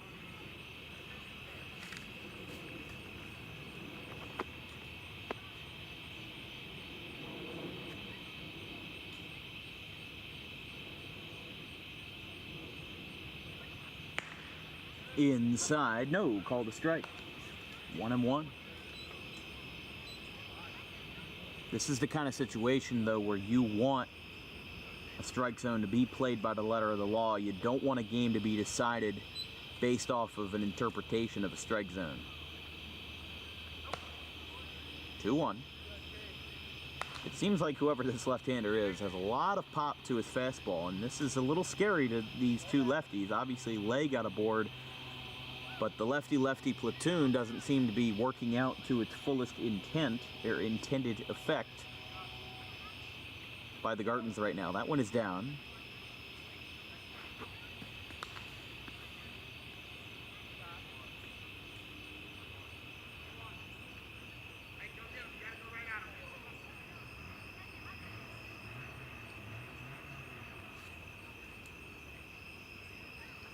Throw over to first, not in time. That's one of those situations that's high risk, high reward, because if you can get them napping and if you can get them out at first base on the pickoff move, this is the perfect opportunity and the perfect situation for it. But if you throw that ball away, then you're going to be in a whole bunch of trouble. With that being said, count is full. 3 balls, 2 strikes, nobody out. The cicadas are roaring here at Alcyon Park. Go-ahead run is on first base with Austin Lay. The pitcher in DH, Chris Rollins, on deck for Kip's Bad Guys. That one is ball 4. And if the go-ahead run now gets into scoring position with this walk, and this puts the Gartons in trouble here. And a quick meeting between the pitcher and catcher will commence.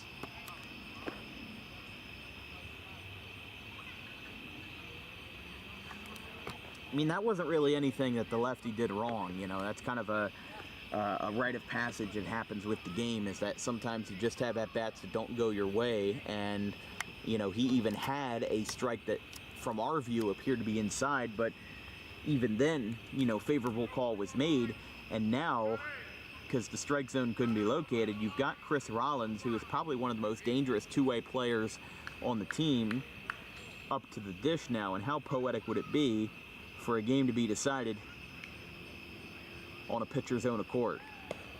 That one is down. Happened one time about 10 years ago in a no-hit situation between the Marlins and the Tigers in Miami when Henderson Alvarez was on deck. It was a 0-0 game in the 9th, and the winning run, which was a wild pitch, scored with Alvarez in the on-deck circle. That's back when pitchers batted as a part of the National League designated hitter rule, which was not implemented until a couple of years ago.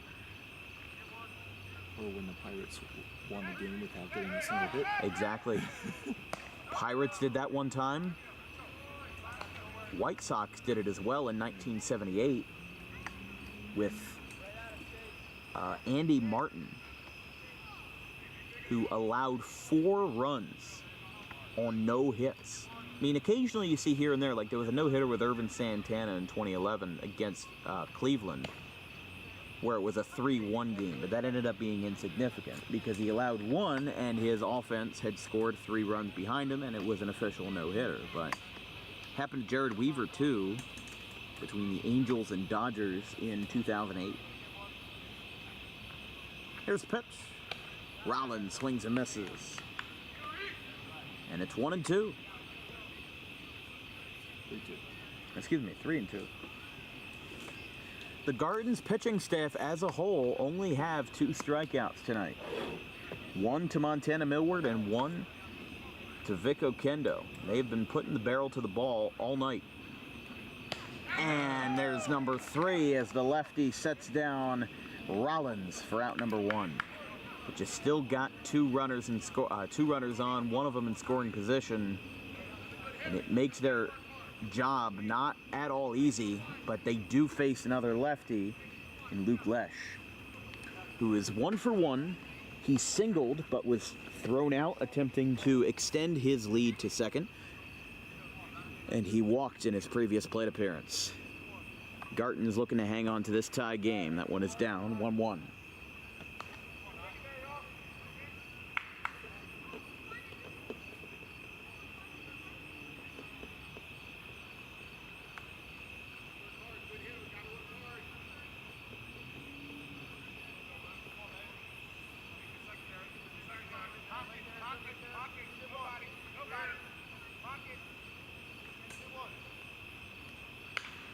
Fouled back.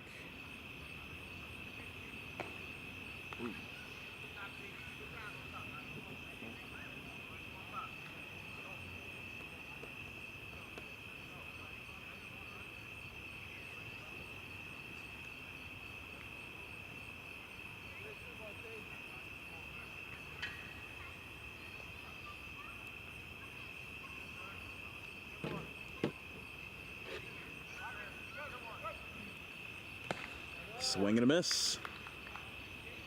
So this is not going to get any easier for either the Gartons or CHP. Their job right now is just to bloop a single. But as we said, the Gartons are keeping this stalemate alive.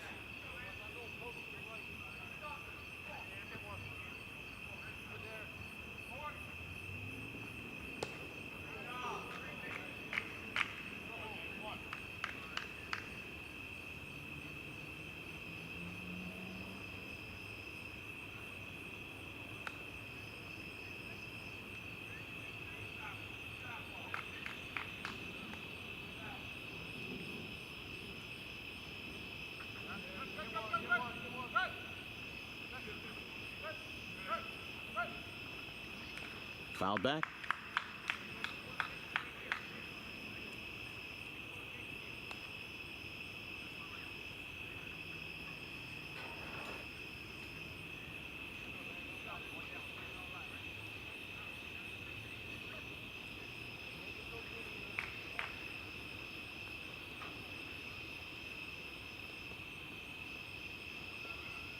Two balls, 2 strikes, 1 out in a lefty-lefty matchup. Could be one of the most pivotal of the night. Swing and a foul tip. He'll stay alive. It wasn't clear by the reaction. You know, obviously Vineland was pretty subdued.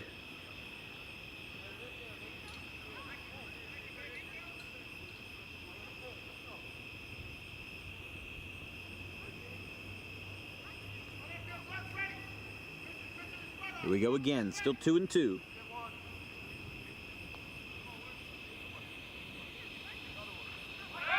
Throw over to first, a lollipop throw. The ball got away from Popoff, but it stays in the vicinity and prevents anybody from moving up. So we've got 2 runners on here, first and second, and 1 out.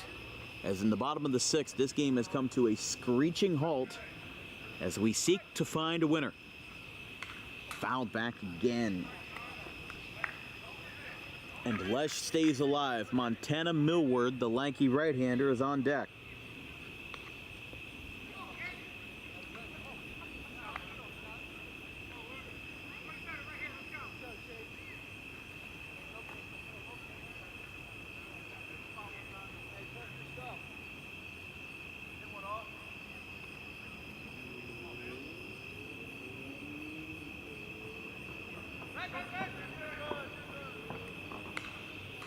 Foul back. Is that a motorcycle or? Oh yeah. Someone's exhaust if it sounds good. Maybe somebody's sports car exhaust. Yeah. That scared me for a second, but we did a game in Camden a couple of weeks ago on the 5th of July. And I mean, I don't want to be the kind of guy to say what people think I'm going to say, but you know, Camden's not exactly a paradise area to some in some areas. So, you know, we hear something, we're like, what in the world's going on? And there was somebody next to us who has experience in like in firearms and everything like that, and he said, no, that's a quarter stick. That's not what you think it is. That's fouled back. It bounces back into the field of play. Still a full count. I mean, Lay is not giving an inch in this at-bat. Or Lesh, excuse me, it's not giving an inch.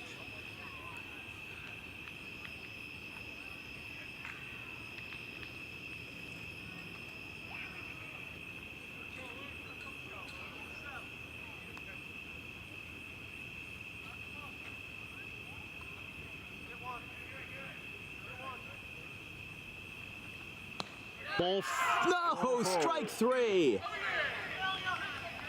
Wow. He dropped his glove, he dropped his bat, he was ready to make the trip, and that is out number 2.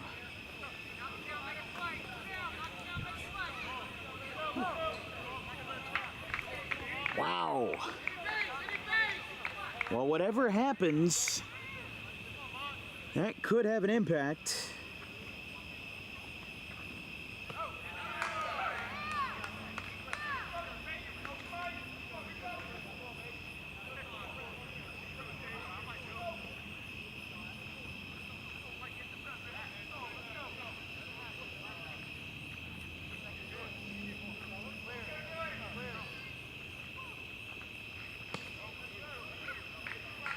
That one is down.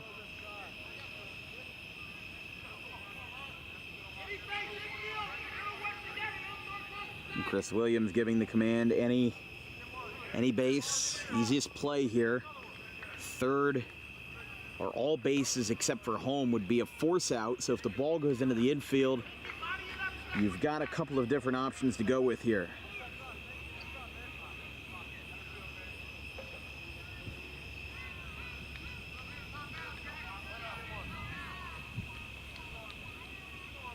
Two balls, one strike to Montana Millward, who we haven't seen much of this season for CHP up until this point. Up and away, 3-1.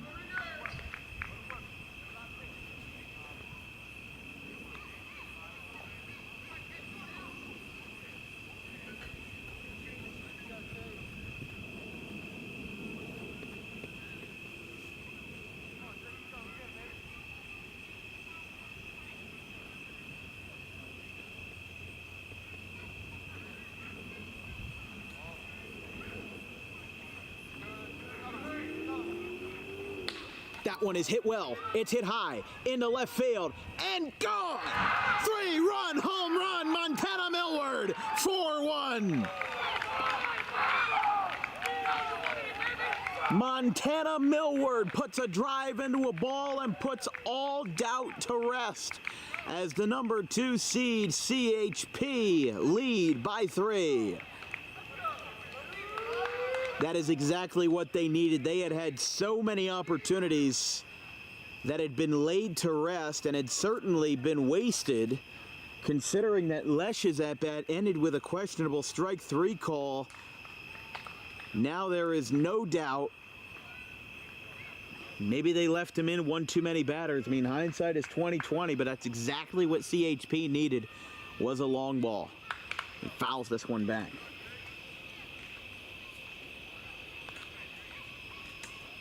And what a recovery after a strikeout and a line out.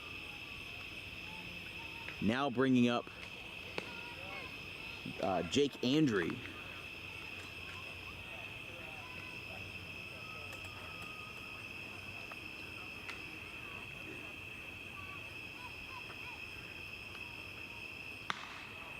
Upstairs. 1 ball, 2 strikes.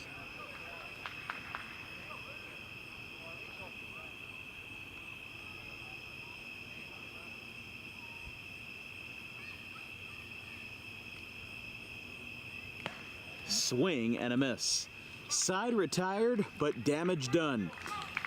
Gartons now have 3 outs to defend themselves and score 3 runs. We go to the top of the 7th, 4-1 in favor of Cherry Hill Pitman.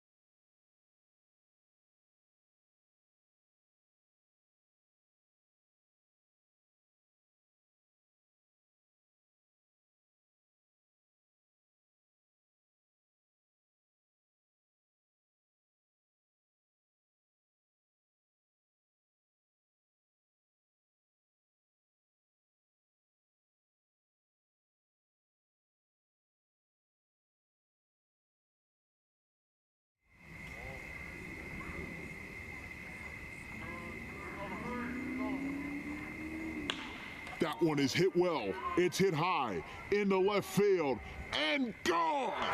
3-run home run, Montana Millward. First pitch of the top of the 7th is away. As an unbelievable turn of events, Montana Millward 3-run home run. A wall scraper in left field, estimated distance 327 feet. On DWB's 38th home run of the season. Going back to March 2nd, or excuse me, February 25th when the first one was hit. February 25th was when this baseball season started for us. Actually, I'm sorry, it was February 24th when Immaculata and Rutgers Camden had their doubleheader. Rutgers Camden and the Mighty Macs splitting that one. And then the RCSJ and Camden County College having theirs the day after. That is Bowl 4. So Rollins in a bit of trouble here.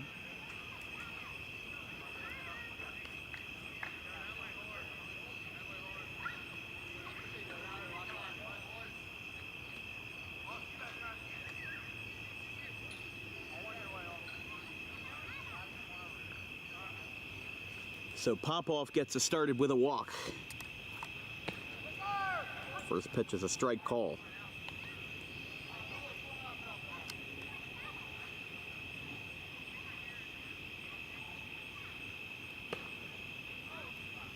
Inside, 1-1. This broadcast is brought to you by Tommy D's Home Improvement. Make your dream kitchen come true with wholesale kitchen cabinets and countertops at heavily discounted rates. Visit today at 612 Creek Road in Belmar next to the 42 on-ramp. Popped way up and way out of play. And Billy Rice kind of being a team leader, saying talk it up big time.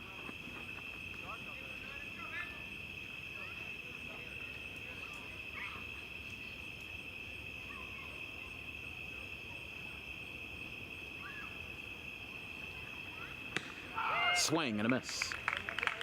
One down. As Joey Peacock is out to get Rollins' 11th strikeout of the night.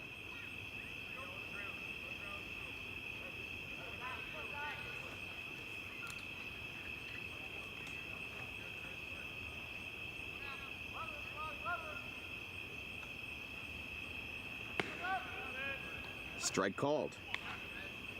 If you're just tuning in, might want to rewind the tape a little bit. Montana Millward hit a 3-run home run in the bottom of the 6th to give Cherry Hill Pitman the 4-1 lead they currently hold on to. They scored 1 run in the first, but then had been pretty stagnant on the offensive side of the ball up until about 5 minutes ago.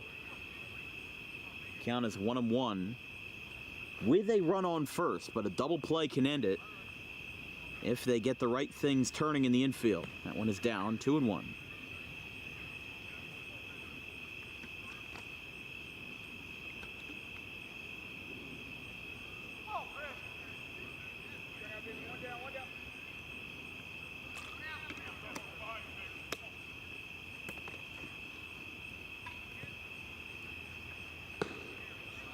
Down again.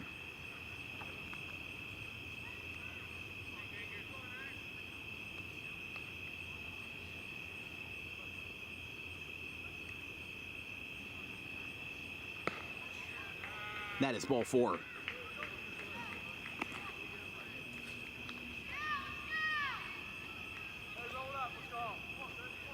Billy Rice saying, roll it out, let's go home. So, obviously looking for a double play here, but the situation does convolute itself a little bit now that the game has their tying run at the dish.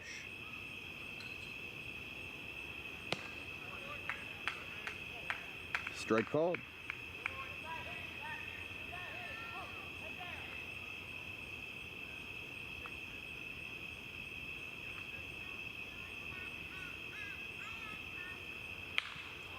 Fouled way back. But as we were saying, Chris Rollins has had 91 strikeouts going into this appearance. 8 appearances, 7-1 record, 31 hits, 55 2/3 innings, 18 walks, and just 3 earned runs. And 6 hit batters. So if you want to put this into perspective, Rollins has pitched 55 2/3 innings this year, as there's a strike 3 called for his 12th of the night. But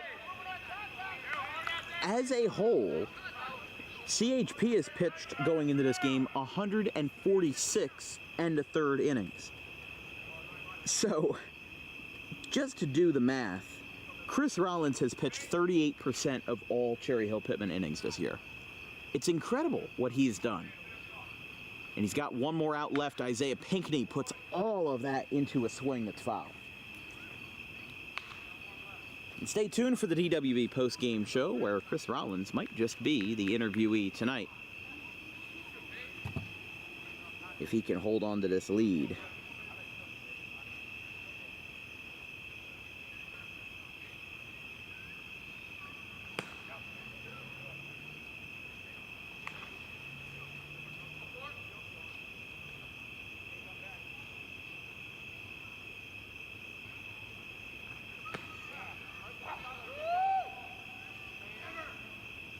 Two and one. And by the way, for TCBL strikeouts, Rollins leads Gavin Cunard, who is the next successor when it comes to overall strikeouts with 53. He leads by 38, which is almost double. And of course, Billy Rice, the team leader, talking it up for his guys. 2 balls, 2 strikes, 2 outs to the Rutgers sophomore Isaiah Pinckney, who is the tying run and looking to avoid a 1-0 deficit. Rollins kicks and deals. Swing and a miss. and that's the ball game. He stares him down, and that will do it. Montana Millward with a go-ahead 3-run home run in the 6th takes care of business, and the Gartons, who had an incredible regular season last year and took care of easy business with Burlington Township, now will have to place themselves in an uphill battle with a 4-1 deficit to the to the Cherry Hill Pitman Club, as they lead 1-0 in their pursuit for a championship after being denied last year at the hands of the Rough Riders, and they are 100% looking better this year. Well, we'll be right back as we'll interview Chris Rollins if we can get him up in the booth after a 13 strikeout performance. We'll be right back.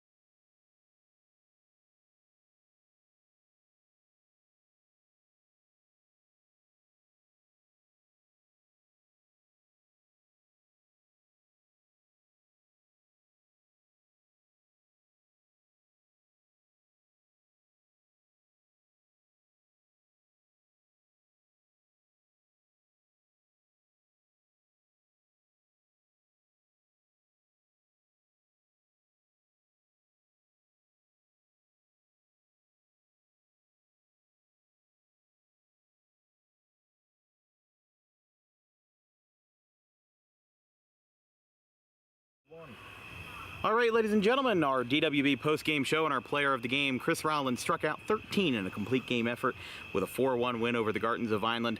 You are very familiar with the Gartons, being in the same division as them, and this was just another victory for you guys going in as a first-round bye. You guys had a lot of work to do, and how about Montana Millward? Go-ahead 3-run shot in the 6th. That sealed the deal, and you did your own on the pitching side of the ball. How'd you feel out there tonight? I felt good. I felt good. Kept us in the game long enough. It's a good Garton's team right there. I mean, there's a ton of really good players on that team. But kept us in the game long enough for Montana to come up, hit the 3-run homer. I mean, we had plenty of chances. I think I left a lot of guys on tonight, so I know a few other guys left some guys on. So it was kind of the kind of thing of the night. We're just leaving guys on, and then Mock came up and hit a big 3-run homer and sealed the deal for her. Yeah, and I mean, for you guys, coming off of that first round bye, left you guys with a couple extra days of rest, and now coming full circle back into this series, versus a team that you face several times a year, regular season or not. You guys knew these guys like the back of your hand, and that's what we saw tonight. The Gartons made a lot of mid-game adjustments. They seemed to adjust a little bit, and then they tied the game in those middle innings. So when you were sitting out there in the 5th and 6th inning, or even the 4th, when they were all tied out there and left a couple base runners on, what was going through your head about that inning by inning process of getting them out one batter at a time? So that's pretty much it, inning by inning. I was trying to keep us in the game. I know even if I gave up another 1 or 2 more runs, I knew our guys would still have a shot to win. That's all I really care about. Just try to keep our guys in the game to win. We got so many good hitters over there. Our lineup's pretty stacked this year from front to back, so it's fun. If I give them a chance to win, I know we're going to win.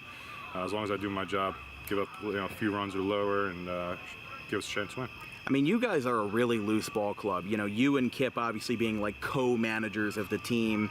We saw before the game, Kip went out to you to ask what you thought of the lineup, and you said, go ahead, do whatever you think is best. Yeah. And you guys in general, I've seen pretty much every Tri-County team this season and last, and there are some where some of the players are introducing themselves on day one. They don't know anybody. There's some fresh off of a college roster.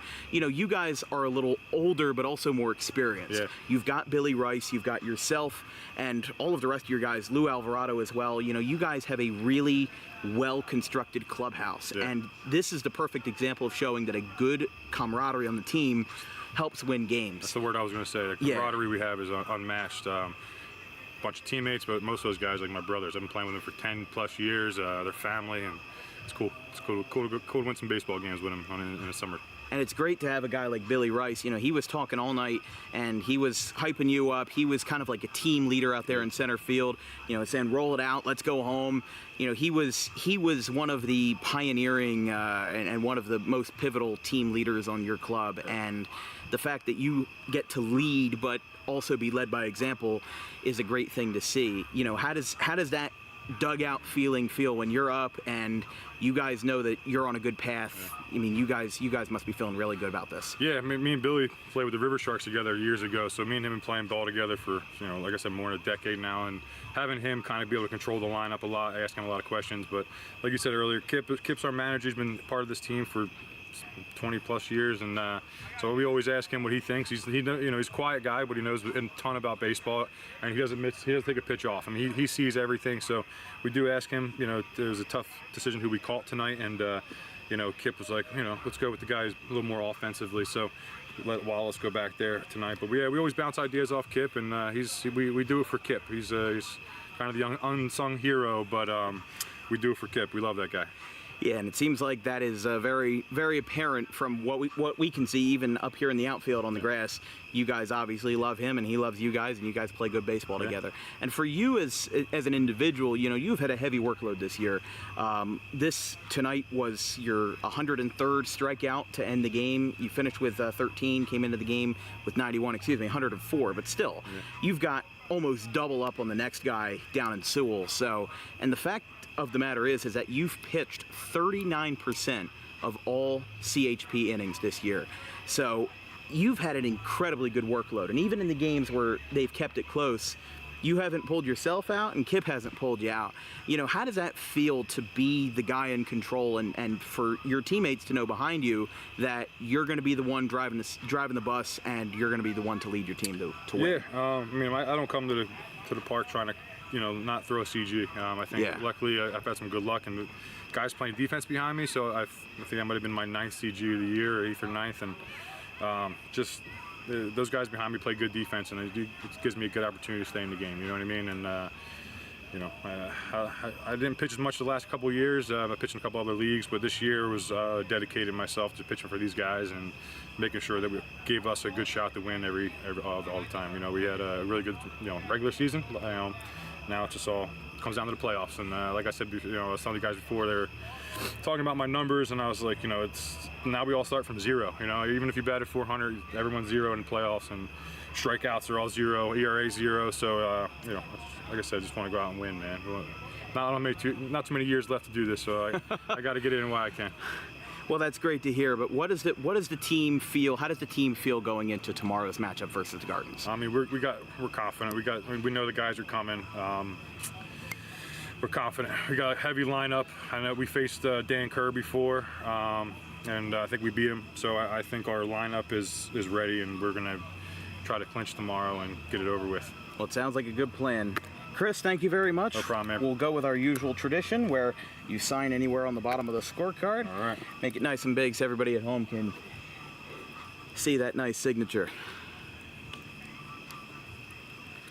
Perfect. Number 41 gets himself another complete game with his 104th strikeout of the year. Thanks very much, Chris. Have a good night, celebrate with your buds. Yeah. Hey, thanks, man. Thanks, man. You guys do a great job, man. Appreciate you guys. Of course, thank you. All right, that'll be all for us tonight here on DWB. A couple of raindrops coming down, so we will try to make this quick. 104 strikeouts for Chris Rollins after tonight's effort. 91 going in, strikes out 13, gets his 9th complete game of the year. And as we said, he has pitched not only plurality, but almost a majority of CHP innings, clocking in at about 40%, in between 39 and 40% of innings pitched for CHP this year. So he has been incredible. And this has been an incredible team to watch. I would not be surprised if they make a good run, but hey, I mean, the Gartons are right there. We saw what they could do last week, so I wouldn't be surprised if they take it to a 3rd game, but we'll have to see what happens tomorrow.